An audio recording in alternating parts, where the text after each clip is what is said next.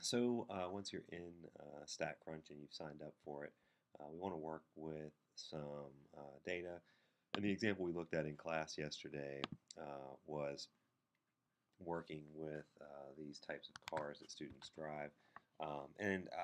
We can type those names in. Copy and paste can be a little tricky with the commas and things, even though we do have the option under My Data to paste data into a form. It's sort of tricky to make that work. You have to have an enter after every line instead of having a comma. And so in the text we saw this list with the commas, and it makes it a little tricky to work with. So I did a little cleanup on it, put it into a spreadsheet, and then pulled it into here. So once I'm here, I can hit graph and do bar plot. And in this case, I've got data, so I'm going to say with data.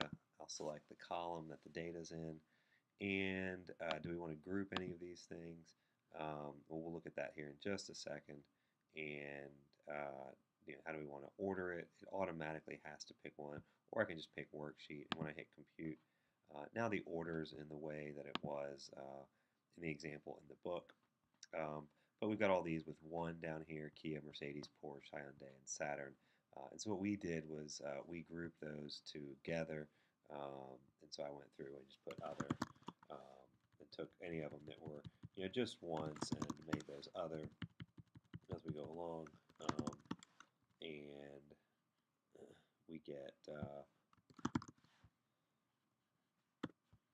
that graph then. And so I'm going to have to update it. You can hit edit, or we could have hit from there. We could have hit options and refresh, and still got Hyundai that I needed to group in there with the other. And so I'll find the Hyundai and make that other as well. And now when we look at that result, we can select that, and again we'll refresh that. Now we have this picture here. Drawing this by hand is not too hard to do, but it's not as nice of a picture. Still want to get our labels right, and so I'll go in here and do edit, and we will change the x-axis label from var1 to car make. The y-axis label is already frequency. The title is going to be student cars driven by students.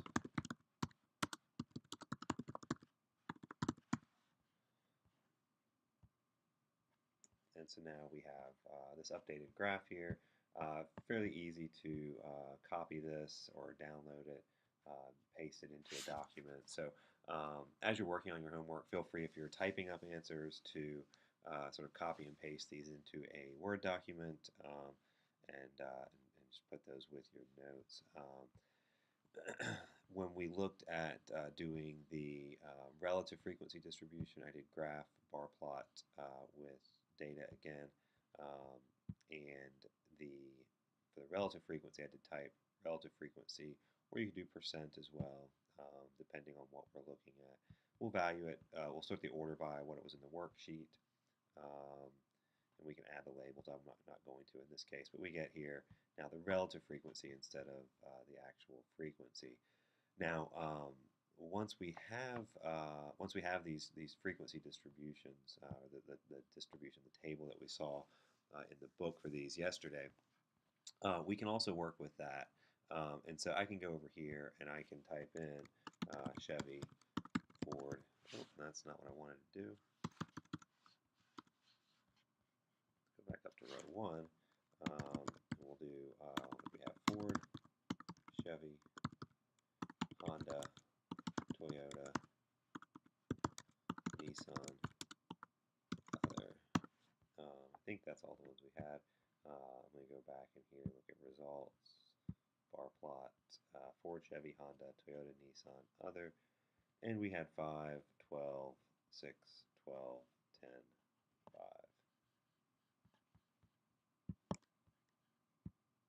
5, 12, 6, 12, 10, and 5 going into here. So that's our make, and this is the frequency.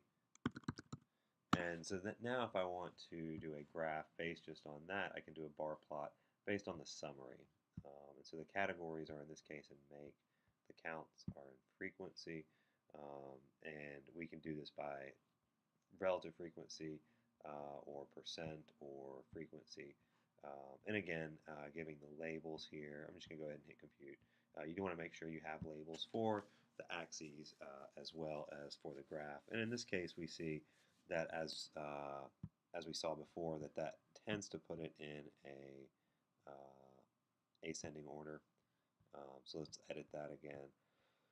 And it ordered it by value ascending. I'm going to order by what was on the worksheet. And when I hit compute, it keeps it in the same order. So if you wanted it in a Pareto chart form, then you could do it in descending order there. And so that's going to give us a way of taking a frequency distribution and really quickly getting to a bar graph here. Again, we don't want any, or we do want gaps in between these bars because they're categorical data. We want clear labels on the graph and the axes for these.